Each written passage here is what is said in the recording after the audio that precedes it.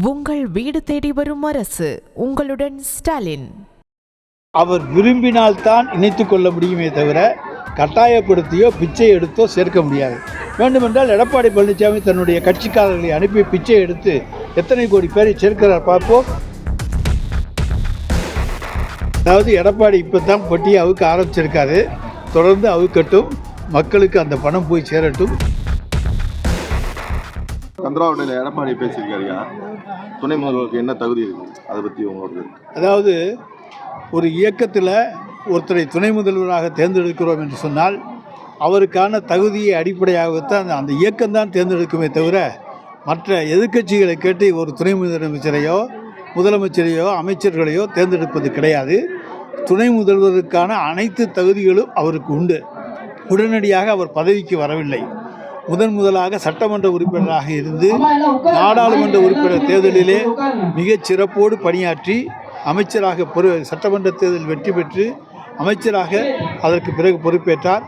நாடாளுமன்ற தேர்தலிலும் ஈரோடு இடைத்தேர்தல் போன்றவற்றிலெல்லாம் மிகச் சிறப்போடு பணியாற்றி அதற்கு பிறகு இந்த இயக்கத்தினுடைய மூத்த தலைவர்களுடைய வற்புறுத்தலின் பேரிலே தான் அவர் துணை முதலமைச்சராக கொண்டு வரப்பட்டிருக்கின்றார், நியமிக்கப்பட்டிருக்கின்றார். இது முதலமைச்சருடைய விருப்பமல்ல, இந்த இயக்கத்தினுடைய கோடிக்கணக்கான தொண்டர்களுடைய விருப்பம். அதை அவர் முதலமைச்சர் நிறைவேற்றியிருக்கிறார்.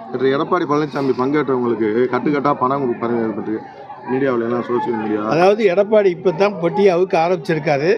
தொடர்ந்து அவுக்கட்டும், மக்களுக்கு அந்த பணம் போய் சேரட்டும். வாழ்த்துக்கள். ஐயா, அதிமுக அரசு தொடங்கி வச்ச அந்த காவிரி குண்டாறு வைகை நதிகள் இணைப்பு திட்டத்தை காழ்ப்புணர்ச்சியின் காரணமாக திமுக செயல்படுத்தலாம்னு சொல்லி குற்றச்சாட்டை முன் வச்சிருக்காரு. இதே குற்றச்சாட்டை நாங்கள் ஒன்று சொல்கிறோம். 2006-2011 புதுக்கோட்டை மாவட்ட மக்கள் பயன்பட வேண்டும் என்பதற்காக கரூரிலே மாயனூரிலே 700 கோடி ரூபாய்க்கு மேலே கதவணை அங்கே கட்டப்பட்டு அதன் மூலமாக தண்ணீர் புதுக்கோட்டை மாவட்டம், சிவகங்கை மாவட்டம் போன்றவற்றுக்கு வருவதற்காக வழிவகை செய்யப்பட்டது. நடுவிலே நிறைய இடங்கள் அக்வயர் செய்யப்படாமல், அதாவது எந்தெந்த கால்வாய்கள் வழியாக அதை இணைத்து கொண்டு வர வேண்டுமோ அப்படி திட்டமிட்டு தலைவர் கலைஞர் ஒரு திட்டத்தை 2006-2011 புதுக்கோட்டை மாவட்டத்துடைய மக்களுடைய பலனுக்காக தந்தார். அதற்கு பேரும் காவிரி குண்டாறு வைகை இணைப்பு திட்டம்தான். அதையே மடைமாற்று செய்து இவர்கள் குறுக்கு வழியிலே பல லட்சக்கணக்கான ஏக்கர்கள் அங்கே நாம் அக்வயர் செய்வதற்காக அவற்றையெல்லாம் நாம் நிலமெடுப்பு செய்வதற்கான வழிவகை செய்து அந்த மாதிரியான ஒரு பாதையை தயார் செய்தார்கள்.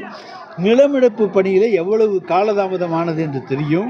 வெறும் 700 கோடி ரூபாயை ஒதுக்கிவிட்டு நான் 17,000 கோடி ரூபாய்க்கு பணியை நான் கொண்டு வந்தேன் என்று சொல்வது எவ்வளவு வெட்கக்கேடான செயல் என்பது உங்களுக்கு தெரியும். 2 ஆண்டு கால ஆட்சியிலே அவர்கள் வெறும் 700 கோடி, அதுவும் நில எடுப்புக்கே போதாது, அதை வைத்து கொண்டு நாங்கள் சமாளித்திருக்கிறோமே தவிர நாங்கள் இந்த திட்டத்தை கைவிடவில்லை. அவர்கள் போட்ட திட்டம்தான் தவறு. இருந்தாலும் புதுக்கோட்டை, சிவகங்கை, ராமநாதபுரம் மக்கள் பயன்ற காவிரி குண்டாறு கொள்ளிடம் திட்டத்தை நிச்சயமாக தமிழ்நாடு அரசு ஏதாவது வழிவகையிலே நிறைவேற்றும். ஆனால் இந்த திட்டத்தை முதலிலே கொண்டு வந்த திட்டத்தை கிடப்பிலே போட்டுவிட்டு மடைமாற்றம் செய்து புதிய திட்டம் கொண்டு வந்து இது நிறைவேறாமல் செய்ய வேண்டும் என்பதற்காக கொண்டு வந்தவர் பழனிசாமியை தவிர நாங்கள் அல்ல. ஐயா, இப்போ திமுக அரசு மக்கள் செல்வாக்கு இழந்து விட்டதாகவும் அதனால் திமுக காரங்க வீடு வீடாக போய் கதவை தட்டி உறுப்பினர் சேர்க்கைக்கு பிச்சை எடுக்கிறாங்கங்கிற மாதிரி ஒரு கருத்தை சொல்லியிருக்காரு எடப்பாடி. அதாவது ஒரு இயக்கத்தில் ஒருவர் தன்னை இணைத்து கொள்ள வேண்டும் என்று சொன்னால் அவர் விரும்பினால்தான் இணைத்து கொள்ள முடியுமே தவிர கட்டாயப்படுத்தியோ பிச்சை எடுத்தோ சேர்க்க முடியாது.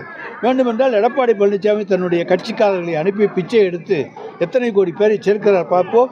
முடியவே முடியாது. நாங்கள் செய்திருக்கிற சாதனைகள் அதை மக்களிடத்தில் எடுத்துச் சொல்லுகிற பொழுது அவர்கள் தானாகவே நாங்கள் திராவிட முன்னேற்றக் கழகத்தினுடைய உறுப்பினராவது எங்களுடைய அடிப்படை உரிமை என்கின்ற அந்த அடிப்படை உரிமையுடைய அடிப்படையிலே எங்களுடைய இயக்கத்திலே உறுப்பினராக சேர்கிறார்களே தவிர பிச்சை எடுத்து யாரையும் சேர்க்க வேண்டிய அவசியம் கிடையாது. சாதனைகளை சொல்லி உறுப்பினராக சேர்க்கின்றோம், யாரையும் கட்டாயப்படுத்தி நாங்கள் சேர்ப்பதில்லை. கந்தராட்ட தொகுதிக்கு 4 ஆண்டுகளாக மாடல் அரசு என்ன நான் செய்து கேட்டிருக்காரு. எல்லா விதமான திட்டங்கள் இவங்க ஆட்சியில் மக்கள் நல்வாழ்வுத்துறை அமைச்சர் இருந்தார்.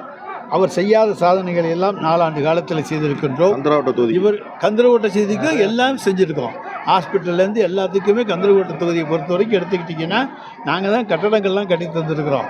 அவங்க பெயிண்ட் தான் அடிச்சுட்டு போயிருக்காங்களே தவிர வேறு எதுவும் இல்லை. அவங்க ஆட்சியில் அவங்க எம்எல்ஏ இருந்தார், ஆளுங்கட்சி எம்எல்ஏவா என்ன செஞ்சாரோ அதை விட பன்மடங்கு கந்தரகோட்டை தொகுதிக்கு நாங்கள் செய்திருக்கிறோம்.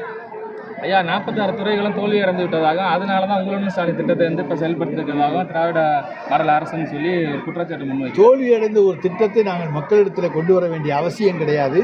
அதனுடைய வெற்றி இன்னும் அதிகமான மக்கள் அதில் பலனடைய வேண்டும் என்பதற்காக இது கொண்டு வரப்பட்டதை தவிர இந்த திட்டத்தில் எங்கே தோல்வி சொல்ல முடியுமா? தோல்வி என்பதே இல்லாதது. தோல்வியே காணாத ஒரு தலைவர் எங்களுடைய தலைவர். தோல்விக்கே பிறந்தவர் நம்முடைய எடப்பாடி பழனிசாமி அவர்கள்.